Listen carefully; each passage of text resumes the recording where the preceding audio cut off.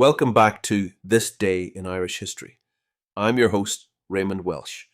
Today we revisit a pivotal moment in modern Irish political history, the split within Sinn Féin, which occurred on January 11th, 1970. This schism gave rise to the official and provisional wings of Sinn Féin, marking a profound ideological divide that would influence Irish politics and the Troubles for decades to come. To understand the gravity of this split, we must delve into the political and social currents of the time. By the late 1960s, Northern Ireland was in turmoil. Civil rights movements, inspired by global struggles for equality, sought to challenge systemic discrimination against the Catholic minority.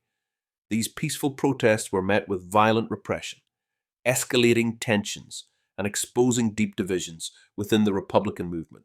At the heart of the Sinn Féin split were disagreements over abstentionism, a policy of refusing to take seats in parliamentary institutions such as Westminster, Stormont, and the Dáil.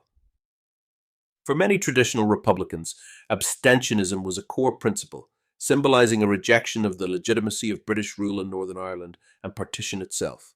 However, a growing faction within Sinn Féin, particularly in the south, argued that abandoning abstentionism could allow Republicans to use political institutions as platforms to advance their goals. These debates reached a boiling point at the party's Ard Fheis annual conference on January 10th to 11th, 1970. The leadership, led by figures such as Tomás Mac Giolla, proposed dropping abstentionism in the Republic of Ireland as a pragmatic step toward influencing mainstream politics. This proposal enraged hardliners who believed it was a betrayal of Republican ideals. A dramatic vote took place on January 11th, and when the leadership's motion passed, those opposed staged a walkout. This group soon formed the Provisional Sinn Féin, aligning itself with the Provisional IRA, which had split from the official IRA a month earlier over similar disputes. The remaining members became known as Official Sinn Féin.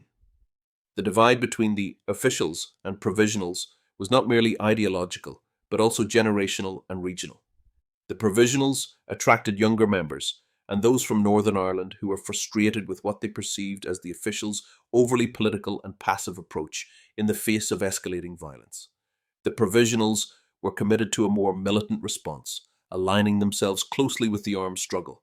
Meanwhile, the officials, under leaders like Cathal Goulding, emphasized socialism and a Marxist analysis of the conflict, advocating political engagement over armed insurrection.